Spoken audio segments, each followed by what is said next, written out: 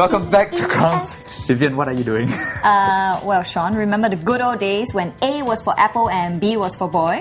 Yes, why?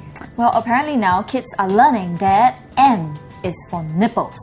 That's what preschoolers at one preschool in Singapore is being taught. Stomper concerned parent was appalled to find her K1 child's teacher had used the word nipples to teach her students about words starting with the letter N. The Stomper then consulted the principal, who said she felt it was okay for the teacher to use such words. According to concerned parent, the principal of the school said they believe that children should be taught from young the right words to use for such body parts. The Stomper added, according to her, they happened to be learning body parts during that period, and the principal felt that it was okay for the teacher to use N for nipples. But she had no reply when I said other words such as nose and neck could be used too. The Stomper concludes, I'm not entirely convinced that the teacher is teaching the class the right way. I can't imagine what words would they use for P and V, although I have checked that both the pages for both letters are blank. 43% of Stompers rated this story as laugh out loud. Which side are you leaning towards, Sean? It's rather hilarious for me. I can tell, you can't stop laughing. But you know what, I agree with Stomper Lelio, who said nipples is a good word. Both males and females have them. Nothing wrong if a child were to point at his or her chest and ask his mom or her mom what those spots are, so you shouldn't be too sensitive about the word nipples.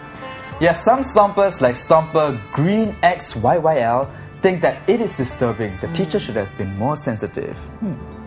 Stomper Wowie also felt that the kids are too young to be learning this. At least have a more appropriate word.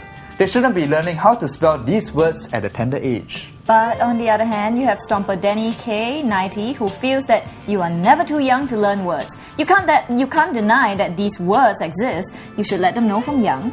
And look both ways. They will be less curious about it and even better respect it. That's possible. After all, like Stomper Bizman SG says, perfectly alright. Somebody have to teach the kids parts of our body. Would you rather the teacher teach them, or one day your child comes home and asks you? Then comes other questions of increasing difficulty. Finally, you will realize that teacher teaching nipples and other parts is not a bad idea after all. Kids are more advanced than we think they are nowadays. I would like to quote Harry Potter when it comes to saying Lord Voldemort's name. You know how they were always afraid to say it? Fear of the word is fear of the thing itself. So unless you want your children to be afraid of nipples, I say let them learn it. That's all we have for Ground Zero this week. For more juicy stories, log on to Stomp at www.stomp.com.sg. And join us again next week. Bye!